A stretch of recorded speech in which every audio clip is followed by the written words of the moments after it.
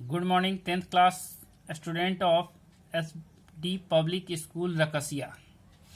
I teach you chemistry subjects and the today topic is various steps involved in the extraction of pure metal from their ores. कहता है कि metal का extraction में जो विभिन्न प्रकार के जो प्रोसेस हैं उनके बारे में हम लोग स्टडी करेंगे। तो ओर कंसंट्रेटेड ओर को 3 कैटेगरी में बांटा गया है। Concentrated ore of highly reactive metal, concentrated ore of moderately reactive metal and concentration of या concentrated of less reactive metal. तो फर्स्ट ऑफ ऑल में आते हैं कि हाईली रिएक्टिव मेटल का जो कंसंट्रेटेड फॉर्म होता है उससे हम लोग मेटल कैसे प्राप्त कर लेते हैं। तो इलेक्ट्रोलिसिस ऑफ मोल्टेन ओर्स या मोल्टेन क्लोराइड या ऑक्साइड, जो भी ओर्स हैं उनको इलेक्ट्रोलिसिस प्रोसेस के द्वारा हम लोग प्योर मेटल प्राप्त कर लेते हैं। लेकिन जो कहता है कि concentrated ore of moderately reactive metal होते हैं, उनसे मेटल जो होते हैं 2 रूप में होते हैं उनके मेटल, कार्बोनेट ओर और sulphide ores.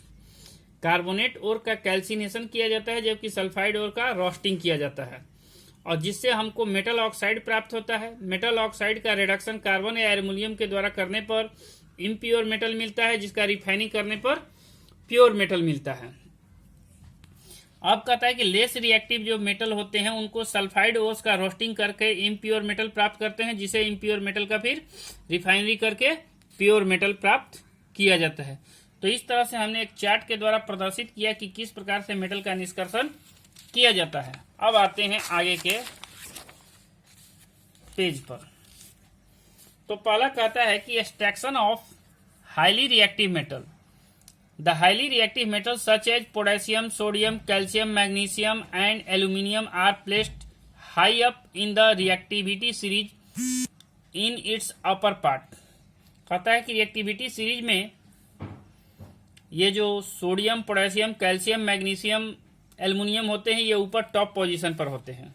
The highly reactive metals are extracted by the electrolytic reduction of their molten chloride और oxide.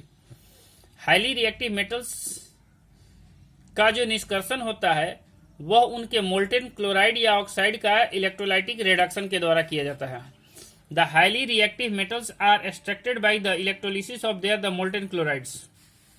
During the electrolysis of molten salts, the metals are always produced at the cathode. जैसे ही molten salt का हम लोग electrolysis करते हैं, metal जो होता है कैथोड पर मुक्त होता है। The metal extracted by the electrolysis are very pure. और इस मेथड के द्वारा, इलेक्ट्रोलिसिस मेथड द्वारा प्राप्त मेटल जो होता है बहुत शुद्ध होता है। They did not contain any impurity, उसमें किसी प्रकार की इम्प्यूरिटी नहीं होती है। अब आते हैं जैसे एग्जाम्पल के तौर पर एक्सट्रैक्शन ऑफ सोडियम मेटल के बारे में। तो sodium metal is extracted by the electrolytic reduction of molten sodium chloride. Sodium कैसे प्राप्त होते हैं? तो मोल्टेन सोडियम क्लोराइड का इलेक्ट्रोलाइटिक रिडक्शन कराया जाता है जिससे हमें सोडियम प्राप्त होता है। When electric current is pass through molten sodium chloride it decompose to form sodium metal and chlorine gas.